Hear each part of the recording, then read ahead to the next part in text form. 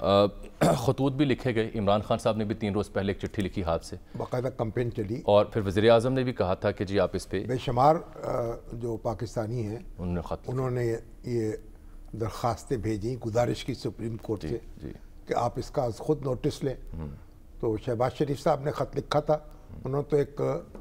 بہت larger bench بنانے کی اپیل کی تھی،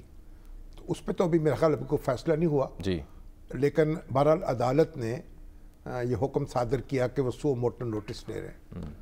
اور آج اس کی سماعت ہوئی۔ اب عجیب بات لگی مجھے کیا تھا کہ عدالت نے کہا کہ تعزیرات پاکستان میں یہ واضح طور پر لکھا ہوا ہے سر اگر کوئی بیرون ملک قتل ہو جائے، کوئی پاکستانی قتل ہو جائے تو اس کی ایف آئی آر کیسے درج ہونی ہے، لکھا ہے بالکل، اس لیے آپ ابھی تک مقدمہ کیوں نہیں درج ہوا؟ اور سر 43 روز گزر چکے ہیں، اور جو ایک کمیشن ایک کمیٹی بنائی تھی اس پر بھی سوال اٹھایا عدالت نے کہ اس کی رپورٹ کہاں ہے؟ تو آپ یہ دیکھیں کہ یہ ساری ہم بحث کرتے رہے، قانون دان بھی اپنے نقطے بیان کرتے رہے، سیاسی جماعتیں بھی اپنا اپنا زور لگاتی رہیں، لیکن اس طرف کسی کی توجہ نہیں گئی کہ یہ مقدمہ درج ہونا چاہیے، اس کے بعد پھر جو بھی کارروائی ہو سو ہو۔ معمر سعید عباسی صاحب ہمارے سینئر رپورٹر ہیں، آج کمرہ عدالت میں موجود تھے، ان کو زحمت اس لیے دی کہ یہ معلوم کر سکیں کہ اس رپورٹ کے بارے میں عدالت نے کیا استفسار کیا اور سرکار کیا جواب دیتی رہی، اور پھر جب یہ حکم صادر فرمایا کہ آج ہی پرچہ درج ہو، مقدمہ درج ہو، تو اس کا کیا بنا؟ جو ان کی اہلیہ ہیں جویریہ صدیق صاحبہ ارشد صاحب کی، انہوں نے آج البتہ کہا ہے کہ مقدمہ اگر درج ہو تو ان کی والدہ محترمہ کی مدعیت میں درج ہو تو بہتر رہے گا۔ ان کی مدعیت میں بھی درج ہو سکتا ہے، سرکار کی مدعیت میں درج ہو سکتا ہے، پولیس خود بھی درج کر سکتی، پولیس خود بھی کر سکتی، وہ تو انہوں نے تو کوئی ایسی کوشش نہیں کی نا۔ اصل میں تو معاملے کی سنگینی جو ہے، اور وزیر اعظم نے بھی کہا ہے کہ اس کا خیر مقدم کرتے ہیں، پی ٹی آئی نے بھی، سبھی نے کیا ویسے تو آج یہ اس بارے میں۔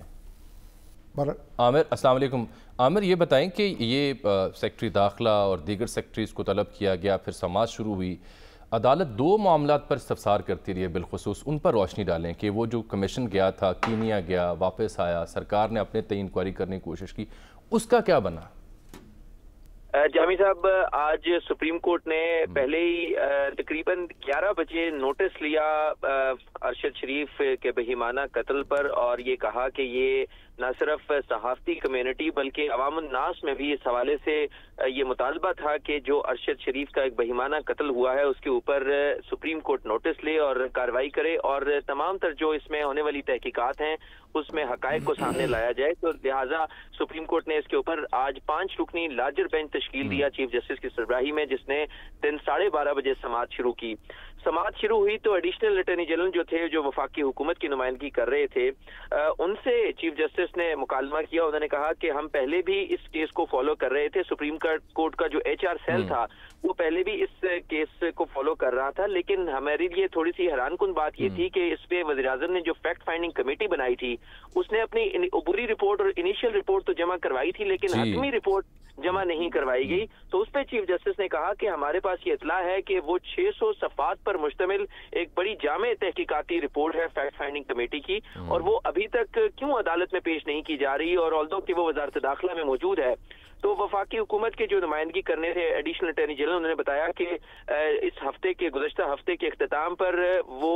وزیر داخلہ کو پیش کی گئی، لیکن وہ کیونکہ فیصلہ آباد میں تھے وہ دستیاب نہیں تھے، تو لہٰذا وہ اب اس رپورٹ کو وزیر اعظم کو پیش کریں گے، اور پھر اس کے بعد یہ رپورٹ عدالت میں پیش کی جائے گی۔ تو اس پہ عدالت نے کہا کہ کیا اس کا مقصد کوئی اس میں ترمیم کرنا ہے، کوئی صفحات نکالنا ہے، کیوں اتنی اہم فیکٹ فائنڈنگ رپورٹ عدالت میں پیش نہیں کی جا رہی؟ اس پہ عدالت نے شدید برہمی کا بھی اظہار کیا اور یہ کہا کہ آپ کیسے روک سکتے ہیں، وزیر اعظم کو بھی پیش کریں یا جہاں بھی چاہیں آپ پیش کریں، لیکن عدالت میں وہ رپورٹ لازمی پیش کی جائے۔ ہاں، چیف جسٹس نے یہ بھی ریمارکس دیے کہ ہم آپ کے ساتھ آپ کو اکوموڈیٹ کرنے کے لیے بھی تیار ہیں کہ اگر آپ کو کچھ صفحات اس میں سے آپ خفیہ رکھنا چاہیں، کانفیڈینشیل رکھنا چاہیں، تو اس پہ عدالت وفاقی حکومت کے ساتھ کوآپریٹ کرنے کو تیار ہے، لیکن ان تمام حقائق کو روک لینا، یہ رپورٹس کو روک لینا، یہ عدالت کے لیے باعث تشویش ہے اور ہم کسی بھی صورت کی اجازت نہیں دیں گے۔ مگر عباسی صاحب، یہ کوئی عدالت میں تو معاملہ زیر سماعت نہیں تھا، نہ کوئی عدالت کا حکم تھا کہ وہ رپورٹ فوری طور پر پیش کی جائے، تو پھر کیسے کہا یہ چیف جسٹس صاحب نے؟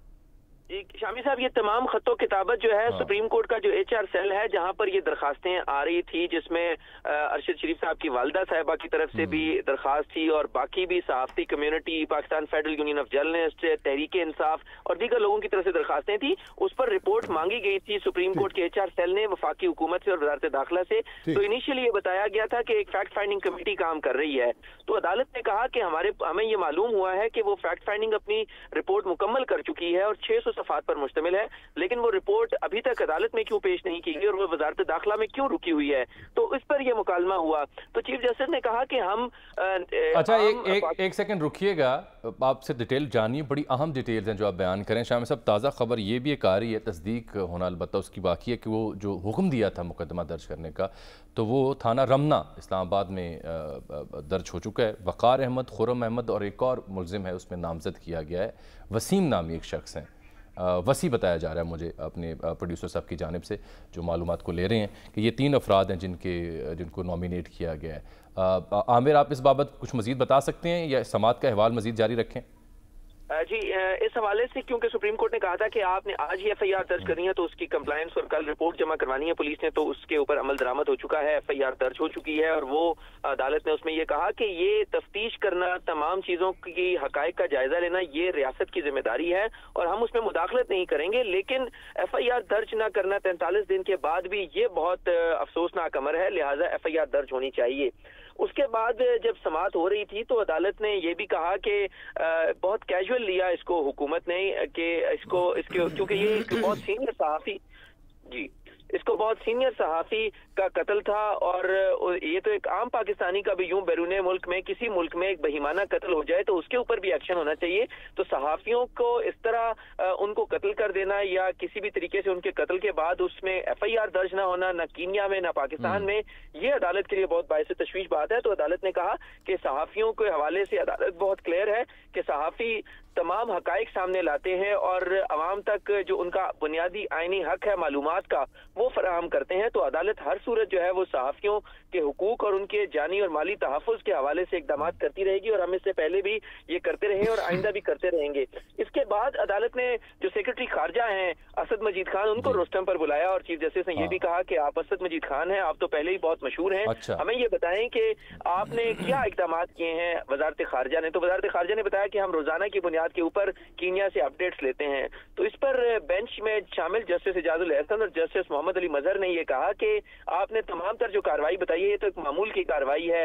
एक बहीमाना कत्ल हुआ, पाकिस्तानी को इस तरह ब्रूटली कत्ल कर दिया गया और उसके बाद ना तो FIR दर्ज हुई और ना ही उसमें किसी किस्म की कोई गिरफ्तारी हुई, कोई अमल में आई। तो आप इसके ऊपर एक जामे रिपोर्ट अदालत में पेश करें कल तक और हर सूरत बताएं कि वजारत खारजा ने क्या ऐसे खास इकदाम किए हैं जिससे इस कत्ल में मुलविस लोगों को कैफिर किरदार तक पहुंचाया जा सके। इस मौके पर चीफ जस्टिस ने यह भी कहा कि सोशल मीडिया पे बहुत सी बातें होती हैं, ऑल्दो कि हम उनको नोटिस नहीं करते, लेकिन बहुत से ऐसे इल्जामात भी आयद किए जाते हैं जो मुख्तलिफ इदारों की कारकर्दगी के हवाले से बहुत मसाइल पैदा करते हैं। तो अदालत ने यह भी कहा कि हम ये समझते हैं कि किसी भी तरीके से ये जो इल्जामात लगाने का सिलसिला है सोशल मीडिया के ऊपर, ये भी बंद हो जाना चाहिए और यूं किसी भी तरीके से कोई कहानियां गढ़ देना या किसी लोगों या इदारों पर इल्जाम आयद कर देना, इसकी भी अदालत इजाजत हरगिज नहीं देगी। तो अदालत ने यह कहा कि आप फौरी तौर के ऊपर एक तो इसका FIR दर्ज करें और इसके अलावा जो फैक्ट फाइंडिंग की रिपोर्ट है वो भी अदालत में पेश कीजिए और साथ में वजारत खारजा ताज़ा तरीन अपडेट्स लेकर कीनिया से बताए, क्योंकि चीफ जस्टिस ने कहा कि हमारी बहुत से पाकिस्तानी जो हैं वो इन तमाम जो साउथ अफ्रीकन कंट्रीज हैं, ममालिक हैं और इजिप्ट तक, यहाँ तमाम ममालिक में हमारे बहुत से पाकिस्तानी हैं और बड़ा आसान है वहां तक चीजों को ट्रेस कर देना। ये तो ऐसे लग रहा है कि वजारत खारजा सिर्फ खत्तो किताबत से ही काम ले रही है। मगर अब्बासी साहब, जो कीनिया की हुकूमत है और कीनिया की पुलिस है, उसको भी तो तावन करना होगा ना इस मामले में। जी बिल्कुल, अदालत ने इसमें यह कहा कि हम हैरान हैं कि अभी तक इस हवाले से जो कीनियन हुकाम है वो भी किसी नतीजे पर क्यों नहीं पहुंचे और ये एक बराह रास्त कत्ल है। और ठीक है, ठीक मगर उस तक तो अदालत की जुरिस्डिक्शन नहीं है ना, नहीं है, तो फिर उनको कैसे बाज़पुर्स की जा सकती है। और जो बिलखुसूस शामी साहब, इसमें एक और नुक्ता ये भी है ना, कीनियन पुलिस का जो अपना किरदार रहा है उस हवाले से जो कीनियन मीडिया ने छापा है,